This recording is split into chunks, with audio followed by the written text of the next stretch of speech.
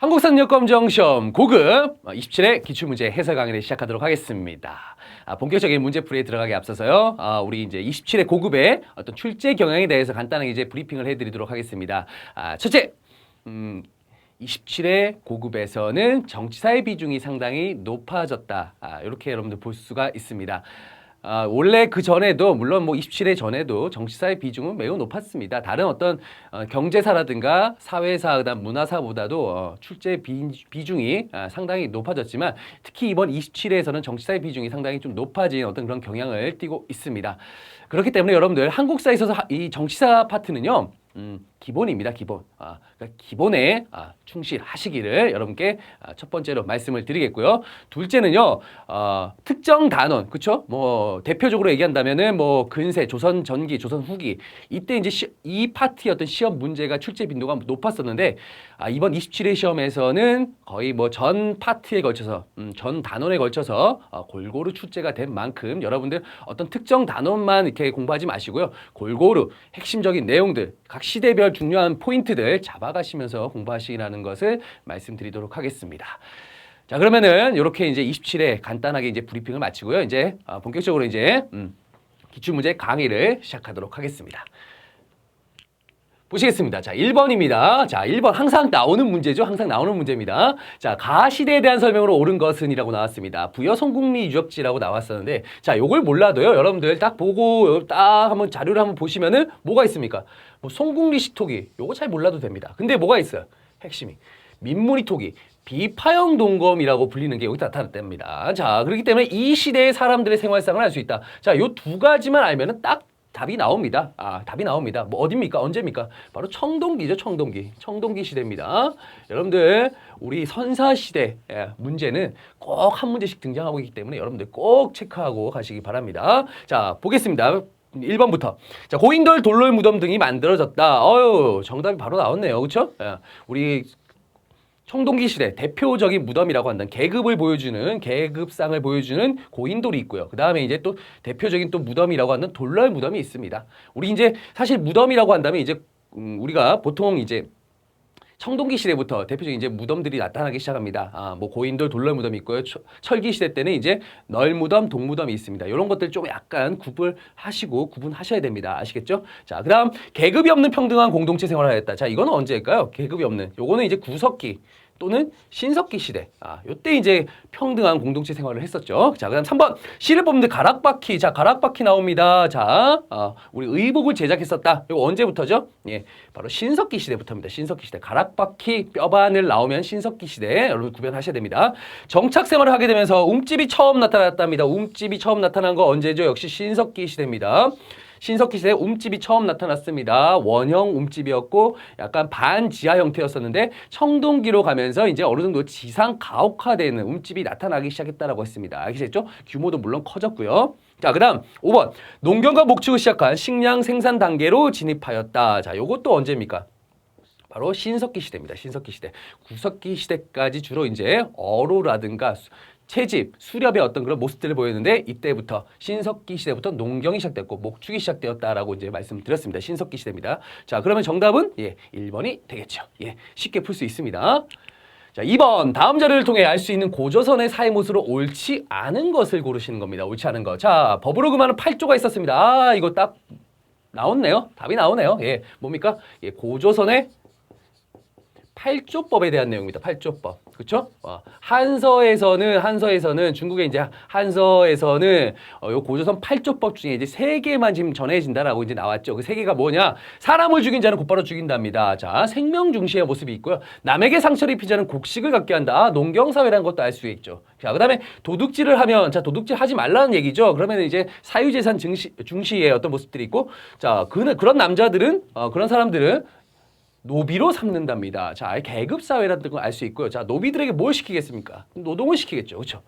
노동이 중시되었다라는 걸 볼 수가 있고요. 자, 50만 전 내야 되는 거죠. 그렇죠? 남대로 또 사유재산의 어떤 모습들도 나타난다. 자, 그러면은 그 옳지 않은 것을 여러분들 보기에서 한번 골라내시면 되겠습니다. 자, 신분의 구별이 있었다. 노비 있는 거 보니까 신분의 구별이 있는 거 맞죠? 자, 그 다음에 형벌 제도가 마련되었답니다. 자, 형벌을 하죠. 그쵸? 예, 50만 원 내야 되고 사람을 곧바로 죽인답니다. 함부로 죽이지 말라. 그쵸? 있었죠? 사유재산이 인정되었다. 맞는 내용입니다. 그 다음에 개인의 노동력이 중시되었다. 자, 개인의 노동력, 노비, 그쵸? 예, 무슨 뭐 애완으로 애완용으로 이제 키우는 거 아니지 않습니까? 그렇죠? 일을 시키기 위한 거다. 자, 노동력이 중시된 건 맞습니다. 자, 죄를 지은 사람은 가족끼리 처벌받다. 이거 뭡니까? 연좌제에 대한 법입니다. 연좌제. 근데 지금 연좌제의 모습이 있습니까?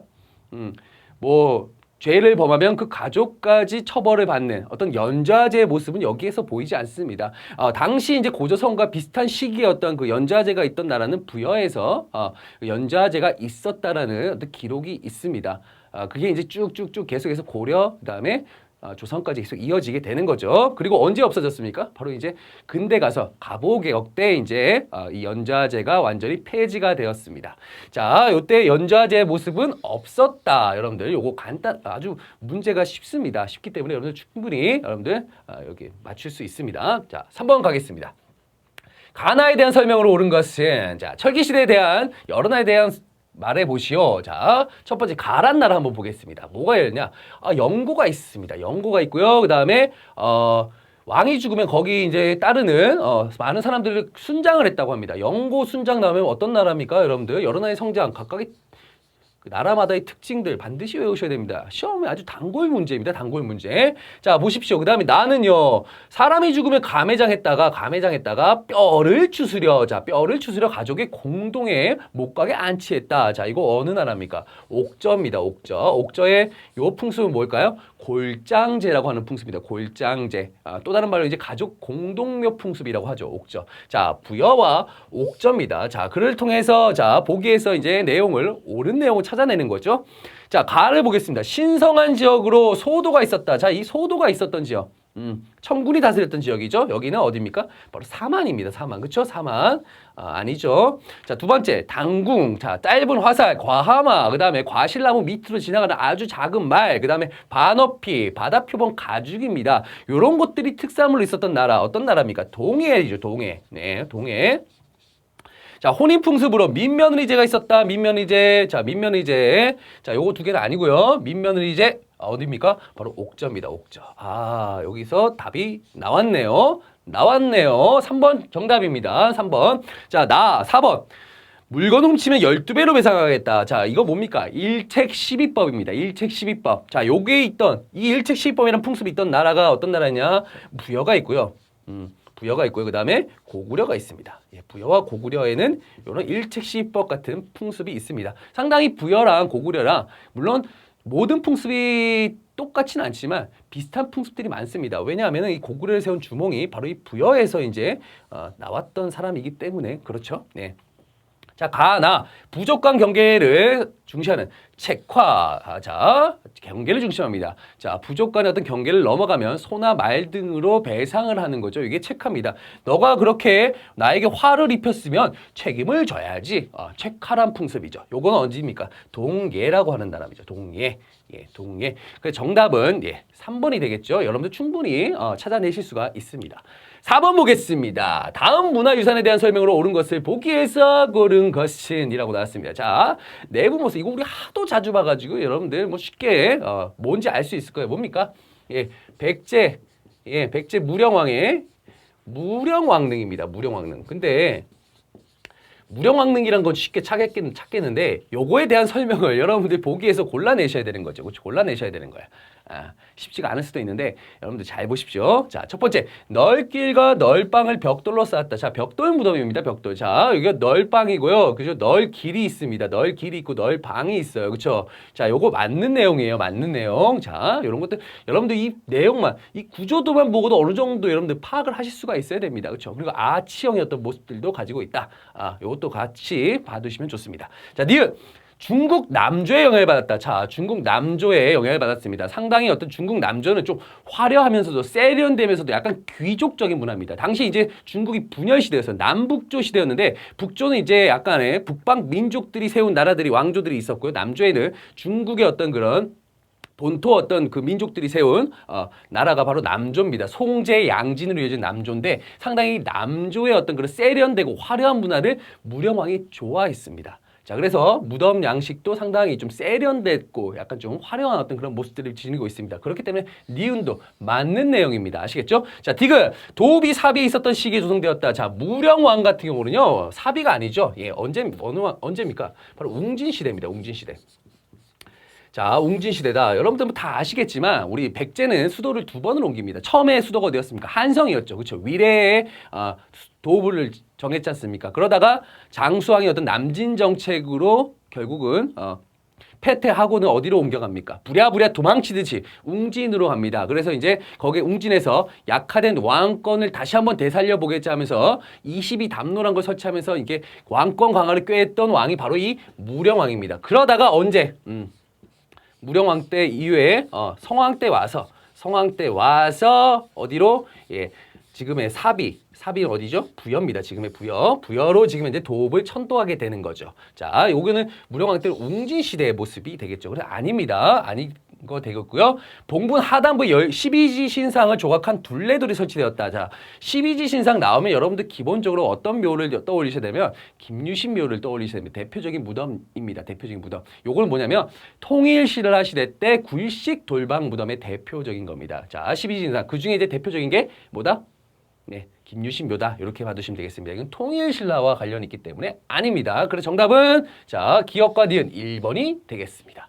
자, 3점짜리지만 그렇게 여러분 쉽게 정확하게 알고 있으면 찾아내실 수가 있습니다. 자, 5번 가나라에 대한 설명으로 옳은 것은 구지봉이라고 하는 구지봉이라는 이 봉우리에는 땡땡의 건국설화가 전해진다. 자, 구지봉에서 건국설화가 있답니다. 자, 6개의 알이 들어있었는데 자, 6개 알 하니까 역시 또 헷갈려 하시는 분들이 있어요. 뭐냐면은 우리 신라의 어떤 건국설화와 비슷한 어떤 부분들이 있는데 그런데 뭐냐면 여기에서 이제 찾아내셔야 돼요. 수로가 나라를 세웠다. 자, 우리 수로 하면 김수로 생각나요. 김수로. 그쵸? 김수로. 예, 영화배우 김수로가 아니죠. 예. 누구? 금관가야를 건국했던 금관가야를 건국했던 김수로를 여러분들 기억하셔야 됩니다. 아, 금관가야의 어떤 건국설화에 대한 얘기구나 라는 걸 여러분들 파악을 하셔야 된다는 거죠. 핵심 키워드들은 항상 있습니다. 항상 있습니다. 자, 보겠습니다. 그러면은 동맹이라고 하는 제천 행사를 열었다. 자, 이거는 어디입니까? 고구려죠. 고구려 동맹. 고구려는 용맹합니다. 용맹하니까 제천 행사도 동맹입니다. 예. 자, 가들이 별도로 사출도를 다스렸답니다. 사출도. 이거 어디예요? 부여죠. 부여. 네, 부여. 자, 중앙집권적인 고대 국가로 발전하였다라고 나왔습니다. 고대 국가로 발전했다. 이거는 고대 국가로 발전한 건 삼국이죠. 고구려, 백제, 신라. 요거 삼국을 우리가 고대 국가로 발전했죠. 중앙집권적인 고대 국가. 근데 가야 같은 경우는 계속적으로 멸망할 때까지 계속적으로 연맹국가의 어떤 형태를 보이게 됩니다. 연맹국가. 고대 국가로 발전하지 못했습니다. 연맹국가 단계에 머물렀다. 가야. 이렇게 보시면 되겠습니다. 그래서 우리는 사국시대라고 하지 않지 않습니까? 삼국시대라고 하는 거예요. 네, 아시겠죠? 자, 만장일치제. 자, 화백회 어디입니까? 신라입니다. 신라. 자, 신라. 자, 그리고 마지막 낙랑과 외를 연결하는 중개무역으로 번성하였다. 자, 이게 정답이 되겠죠. 자, 5번이 정답이 되겠습니다. 자, 낙랑과 외를 연결하는 중개무역. 자, 여기에 뭐가 많이 생산됐는데요? 어떤 중개무역? 뭐 중개무역도 있지만 철이 많이 생산됩니다. 자, 우리 가야가 있던 적에 자, 앞시기로 한번 떠나보겠습니다. 앞시기에 어떤 나라가 이 가야가 있던 지역이 있었죠? 변안이라는 지역이죠. 변안에서 유명한 게 뭐죠? 바로 철입니다. 그 변안이 있던 그 지역에 가야가 만들어졌거든요. 자, 그 가야, 바로 그 철을 바탕으로 해서 낙랑과 외를 연결하는 중개무역으로 번성을 했다라고 여러분들 생각해 두시면 되겠습니다. 5번입니다. 자, 6번 가겠습니다. 자, 가국가의 문화유산으로 옳은 것은 이라고 나왔습니다. 자, 연해주라고 하는 거 여러분들 잘 보셔야 되고요. 온돌유적이라는 거 한번 보셔야 됩니다. 자, 온돌유적. 자, 우리가 이제 제가 여러분께 여러 번 말씀드린 온돌유적은 어디에 어떤 대표적인 문화입니까? 바로 고구려입니다. 고구려의 문화가 되겠거든요. 자, 그런데 그럼 고구려라고 볼 수가 있을까? 한번 자세하게 더 읽어보겠습니다. 페이크를 쓸 수도 있으니까요.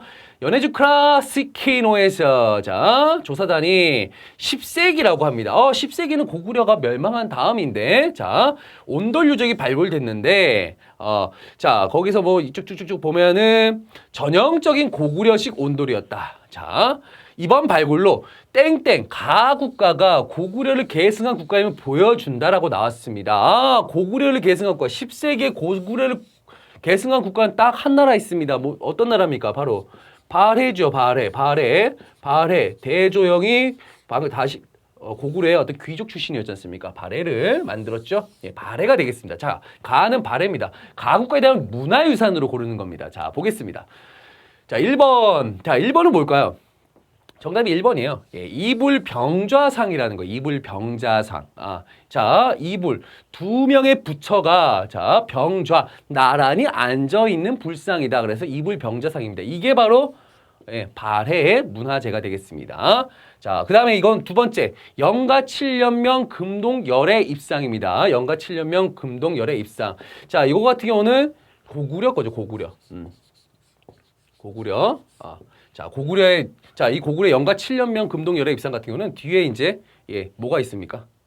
예, 그 당시에 만들어졌던 연대가 있습니다. 자, 그 다음에 세 번째는요, 경주 감산사의 석조열의 보살 입상입니다. 자, 요거 같은 경우는 언제? 예, 통일신라 시대 때 어떤 불상이라고 보시면 될 것 같아요. 예, 그 정도만 여러분들 파악해 두시면 되겠습니다. 자주 나오는 건 아닙니다. 예, 그 다음에 네 번째, 반가사유상. 우리 알죠? 반가사유상. 자주 나옵니다. 이거는 당시 삼국시대에 삼국에 걸쳐서 전체적으로 다 발전했던 거예요.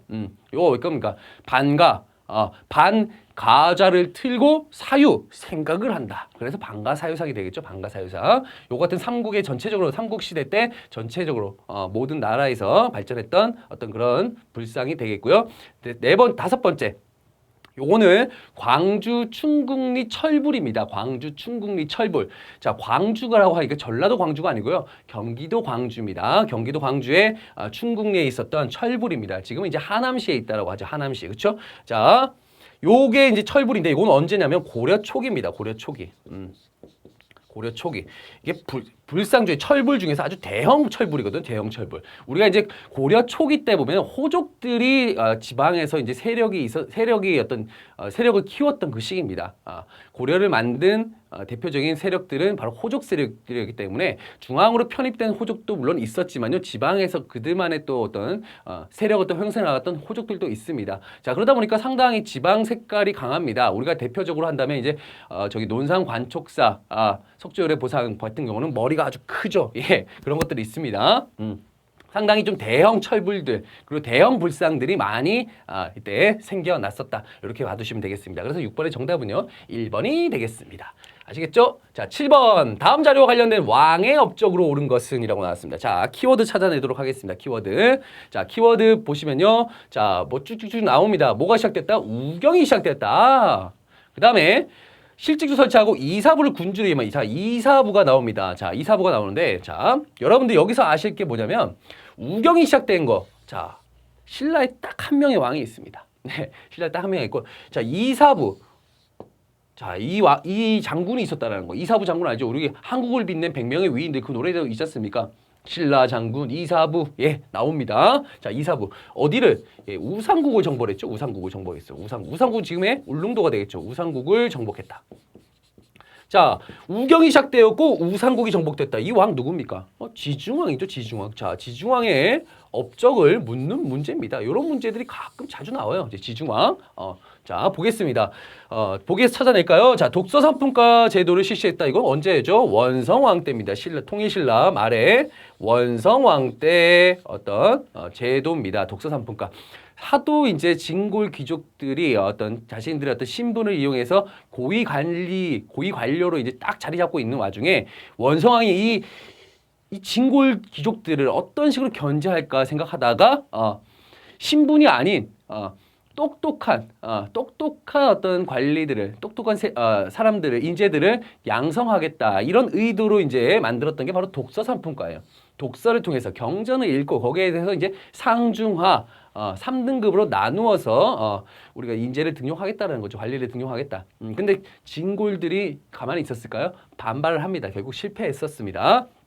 자, 2번 관료전을 지급하고 노급을 폐지했다. 자, 요거는 아주 자주 나오는 거예요. 어느 왕 때입니까? 신문왕 때. 바로 귀족들의 권한을 통일신라 이후에 삼국 통일 이후에 이제 신문왕이 관료전 노급을 이제 수조권에다가 뭐까지 노동력까지 가져가 있는 게 노급입니다. 바로 이제 귀족들의 경제적 기반이 되는 거예요. 자, 이거를 폐지해버리고 너희들은 그냥 국가에서 주는 그냥 수조권만 가져가. 요게 이제 바로 신문왕 때 왕권 강화의 어떤 모습이 나타났었죠. 자, 김씨에 의한 왕위 계승. 자, 요거는 언제? 내무왕 때죠. 내무왕 때. 내무왕 때 이제 중앙 집권의 어떤 기반이 마련되게 됩니다. 신라. 자, 4번. 율령을 반포하고 통치 체제를 정비했다. 자, 신라로 보자면 요거는 언제입니까? 법흥왕 때입니다. 율령 반포. 법 체계를 완비하는 거지 않습니까? 그렇죠? 법흥왕 때. 이름에서도 법흥왕의 법이지 않습니까? 자, 그다음에 국호를 신라로 정하고 왕이라는 칭호를 처음으로 사용했다. 자, 이게 정답이 5번이 되겠죠. 5번이. 지증왕 때 가서 사실적으로는 이제 왕이라는 칭호를 쓰기 시작합니다. 뭐 내물왕 같은 경우도 이제 내물왕이라고 이제 통칭해서 부르고 있지만 실질적으로는 내물마리간이었죠. 내물마리간. 이렇게 봐두시면 되겠습니다. 7번의 정답은 5번이 되겠고요. 자, 8번 보겠습니다. 가나에 대한 설명으로 옳은 것을 보기에서 고른 것은 자 불국사 가람배치도죠, 그죠? 사찰 배치도라고 보시면 되겠습니다. 자 여기 이제 두 탑이 있죠. 예, 대표적인 두 탑. 요게 뭡니까? 석가탑입니다. 석가탑. 여러분들 잘 아시는 석가탑. 자 또 다른 말로 이제 불국사 3층 석탑이라고 불리기도 합니다. 불국사 3층 석탑. 자 요거 두 번째, 요거는요 뭡니까? 다보탑입니다. 다보탑. 우리 예전에 10원짜리의 모델이었습니다. 다보탑. 예, 10원짜리의 모델이었습니다. 자, 요 두 탑에 대한 설명을 여러분들 보기에서 골라내시면 되는 겁니다. 보겠습니다. 자, 첫 번째, 1기억. 가문사지 상층석탑의 양식을 계승하였다. 자, 맞습니다. 요거는 이제 언제 만들어졌냐면 이거 신문왕 때 만들어졌거든요. 신문왕 때 이제 만들어진 가문사지 3층 석탑의 영향을 받았다. 요건 쌍둥이 석탑이에요. 가문사지 3층 석탑. 예, 3층 석탑에 두 개가 딱 나란히 있습니다. 지금 가문사는 지금 현재 남아있지 않고 가문사지지 않습니까? 사지만 남아있고 3층 석탑 두 개가 딱 서 있습니다.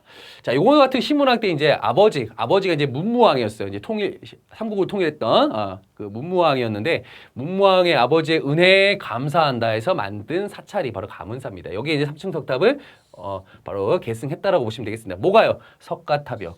석가탑이. 자, 기억은 맞는 내용이고요. 자, 내부에서 무구정강 대다란이 경이 만들어졌다. 자, 목판 인쇄본이었던 무구정강 대다란이 경. 여러분 잘 알고 계시죠? 요게 이제 어디서 발견됐습니까? 바로 석가탑에서 발견됐어요. 석가탑. 요거 잘 기억하셔야 됩니다. 가끔씩 또 이렇게 보기로 나올 수도 있습니다. 자, 이거 맞는 내용이에요. 정답은 이미 다 나왔네요. 그러고 보니까. 자, 그럼 디글리우도 한번 보도록 하겠습니다. 통일신라의 전형적인 석탑 양식을 갖추고 있다. 자, 앞으로 여러분들 꼭 기억하셔야 될 게 통일신라 시대의 전형적인 석탑이라고 한다면 뭐예요? 요겁니다. 요거. 석가탑이에요. 불국사 3층 석탑. 요게 전형적인 석탑이지 다보탑은 아닙니다. 네.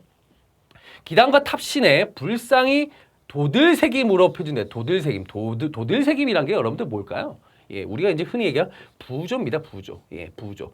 자, 평면에다가 이게 깎아서 앞에 이제 입체감이 있도록 만든 거죠. 그쵸? 깎아갖고 하나의 입체감이 있도록 이제 조성된 게 바로 이제 도들새김이라는 건데 이 불상을 이제 막 탑에다가 이제 새기는 거예요. 이런 것들을. 자, 요게 이제 있었던 시기. 요런 표현이 있었던 그 석탑이 뭐였냐면 신라 말에 있어요. 신라 말. 통일신라 말을 얘기하는 거죠. 신라 말에 뭐 대표적으로 얘기한다면 대표적인 석탑이 뭐냐면 여러분 찾아보시기 바랍니다. 양양의 진전사지 3층 석탑이 있어요. 강원도 양양입니다. 양양의 진전사지 3층 석탑이 대표적인 리을에 해당하는 어떤 그런 석탑이라고 보시면 되겠습니다. 우리가 이제 신라 말로 가면 하대로 가면은 우리 이제 승탑입니다. 선종과 관련된 승탑만 얘기하고 있는데 신라 말에는 또 이러한 또 도들새김이 표현된 그런 석탑도 있었다. 대표적인 게 양양의 진전사지 3층 석탑입니다. 이 정도는 여러분들 기억해 주시기 바랍니다. 적어 놓으시기 바랍니다. 아시겠죠? 예. 다음 보겠습니다. 밑줄근 그의 활동으로 옳은 것은 자 그는 누구인가? 자 키워드 한번 또 찾아보도록 할까요? 자 신라 왕족의 후예라고 합니다. 자 신라 왕족의 후예고 있고요. 양기를 희화에 있었다고 합니다. 자 그러면서 황해도까지 자 경기도 일대와 황해도 일대를 장악했다고 합니다. 자 후삼국에서 경기도와 황해도를 장악했던 건 누구였을까? 궁예죠. 예, 궁예. 그리고 송악의 도읍을 정하고 후곡을 했다. 아유 뭐 되게 쉽네요. 그쵸? 일단은 누군지는 충분히 찾아냈으니까 그럼 궁예 활동을 여러분들 보기에서 찾아내시는 거죠. 궁예. 자, 관심법의 대명사죠. 그렇죠? 나는 너의 마음을 읽을 줄 알아. 넌 날 배신할 거야. 마음을 읽을 줄 안답니다. 그리고 자기를 스스로 살아있는 미륵이라고 칭했던 바로 이 궁의 활동을 보겠습니다. 북한산에 순수비를 세웠다. 어머 나 순수해 하면서 세웠던 아니 자 직접 왕이 직접 순행을 한 거죠. 자 이거 어느 왕입니까? 진흥왕 때입니다. 진흥왕 때. 진흥왕 때고요. 자, 그다음에 중앙군으로 구서당을 설치하였다. 중앙군으로 구서당을 설치하였다. 이것도 어느 왕 때? 신문왕 때입니다. 구서당 십정 군사제도 완비 신문왕 때 모습이고요. 자, 대규모 사찰인 미륵사입니다. 자, 미륵사 하면 여러분들 생각나는 거 미륵사지 석탑 생각나죠? 자, 미륵사를 건립한 왕 누굽니까? 이건 백제로 가겠습니다. 백제 무왕입니다. 백제 무왕. 여러분 백제 무왕 하니까 백제 무왕 도대체 언제 왕입니까? 어느 쪽 왕입니까? 백제에서 백제 거의 이제 의자왕 앞에 왕이라고 보시면 되겠습니다. 그럼 백제 무왕도 당시 어디에 있었을까요? 그 수도가 당시에 백제 무왕이 있을 때의 수도는 사비가 되겠습니다. 사비. 사비 시대. 근데 이거는 어디 있습니까? 익산이라는 지역에 있습니다. 익산. 네, 익산 미륵사지. 자, 그 다음에 4번. 신라의 적극적인 우호 정책을 펼쳤다. 신라의 적극적인 우호 정책을 펼친 건 누굴까요? 왕건입니다. 왕건. 네, 왕건. 그래서 왕건 같은 경우는 나중에 이제 후삼국을 통일을 했을 때, 후삼국을 통일할 때, 신라 경순왕으로부터 항복을 이끌어내죠. 그만큼 우호 정책을 펼치다 보니까 이제 항복하시오 하니까 싸우지 않고 그냥 항복을 이끌어낼 그만큼 이제 우호적인 정책을 펼쳤다라고 보시면 되겠습니다. 자, 그 다음에요.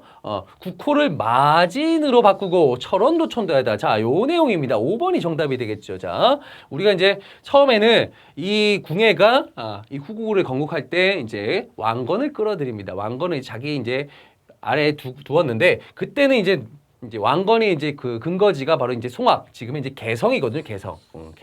개성인데 거기에서 이제 수도를 정했는데 이제 나중에 이제 자기 세력 확보를 위해서 어디로 철원으로 천도를 하고요.